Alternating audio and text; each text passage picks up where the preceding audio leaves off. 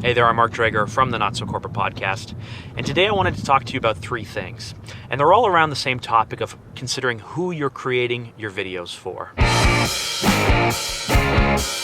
So on a recent episode of the Not So Corporate Podcast, we were lucky enough to have on Patrick Moreau from Stillmotion. You may be familiar with Stillmotion. They have been wildly successful at creating story-driven videos, story-driven wedding videos and commercials and things like that. And on the podcast, he mentioned something that I thought was really, really interesting. For many of us, it may be eye-opening, and for those who are already aware of it, it's a really good reminder. So let's play the clip. The single biggest mistake I think most people make is we often create something that resembles like shit that nobody would ever want to watch.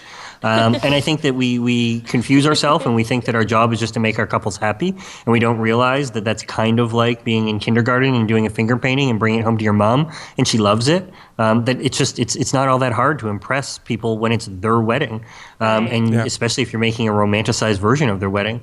So I think it's going beyond that and trying to create something that is actually an engaging story. Isn't that amazing? Isn't that a great reminder for us as storytellers, as communicators, as marketers to consider? Now, I'm someone who is super target audience focused. I think you need to have a really clear understanding of who the target audience is, what their motivations are in watching it, how the video will be used. But to Patrick's point, you can't create content that the vast majority of people find uncompelling or boring, and then use the excuse, well, with the right target audience in the right place at the right time, they're going to like it. I think we need to hold ourselves to something more. So that's the first thing that I wanted to talk about. Based off of what Patrick said, being able to create content that not only works and is hyper-focused on the target audience, that speak to the broader world. The second thing is a point that we've been talking a lot around the office about, and that's considering when the videos will drop and the world that the videos are dropping in. Right now, it is September 2015. If we were to plan a project out, it would go into production in October or November and maybe rolled out in December or January. It may go to market, and start landing really well in January, February. People may spill over and watch it in March or April. We are not creating video for the audience of today. We're creating video for the audience of 3, 6, 9 months from now. So if you are basing your strategy, your creative, your thinking on stuff that was successful 6 months ago, a year ago, 2 years ago, then you're creating content based off of thinking that is like 2.5 years out of date. That's something that could be daunting, but it's something you have to consider. When are your videos going to land? How can we anticipate what the audience may want in the future?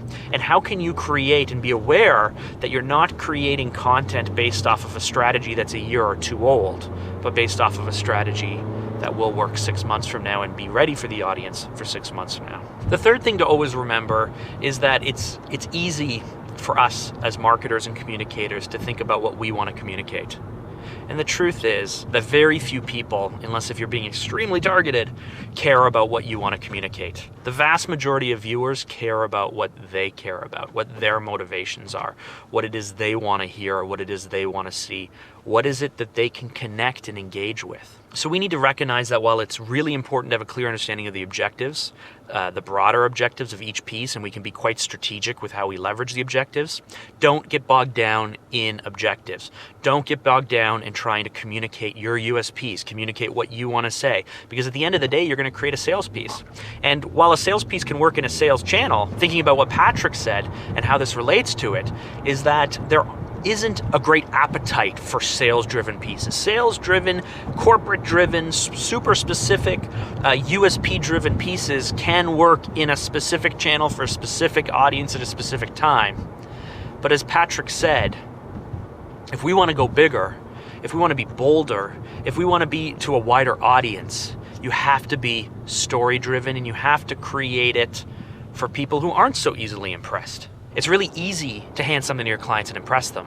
But as Patrick said, we should be aiming for something higher than that. I hope you found this video helpful. I'd encourage everyone to take a listen to Patrick's full interview.